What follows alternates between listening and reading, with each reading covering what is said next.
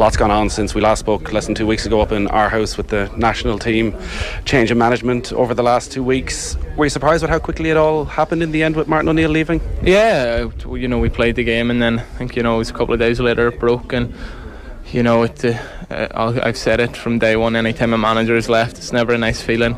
I always feel like it's part responsibility of myself and other players, and any manager that comes into club level or international level, they're always wanting to do the right thing. They're always wanting to win matches, and the boss personally was great with me and give the nation some unbelievable nights. And it was a tough year, and the FAI made a decision, but I only have great things to say about Martin O'Neill. What do you make of the new setup? It's rather unusual, where we know that Mick McCarthy's there till August 2020 and Stephen Kenny's coming in. What have you made of it all? Yeah, look, it's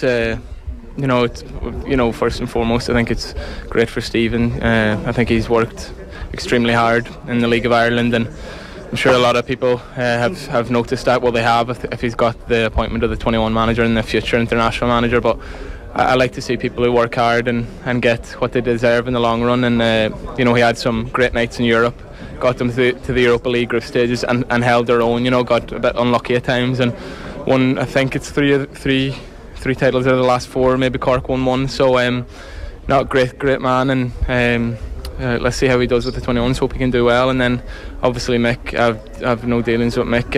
I've not come across him before, but anyone who has, he's a gentleman, and he gets that respect quite quickly, and he's a good football man. So we look forward. Have you spoken to him yet? No, I've not spoken to him yet. I'm sure he's quite busy at the minute with the draw and all the rest, and that was on today, and I see we got Denmark again, so we need to put that right. But no, look, we all have to do well at club level now and go back and get ready for March. There's no friendlies, we just need to be ready. Yeah, because it is Switzerland, Denmark, Georgia, Gibraltar. We'll find out over the next few hours how that runs in terms of the fixtures, but as you say, March, he's probably going to have 4 days before the first game. It could be Denmark away, it could be Gibraltar at home. You just don't know.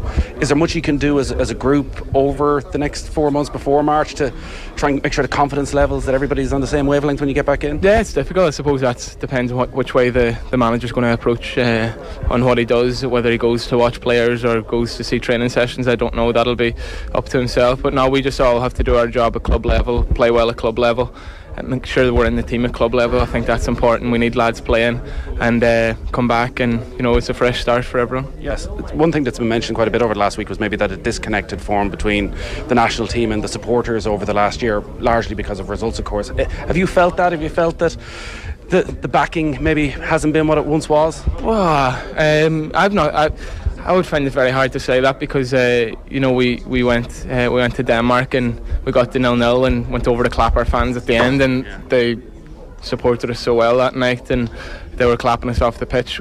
I think Irish fans, results haven't been great, but when you're there and they're supporting you, and that's what I love about our support. And look, they'll all be looking forward to March, and the main thing now is to qualify for the tournament, because having some part of it in Ireland is amazing.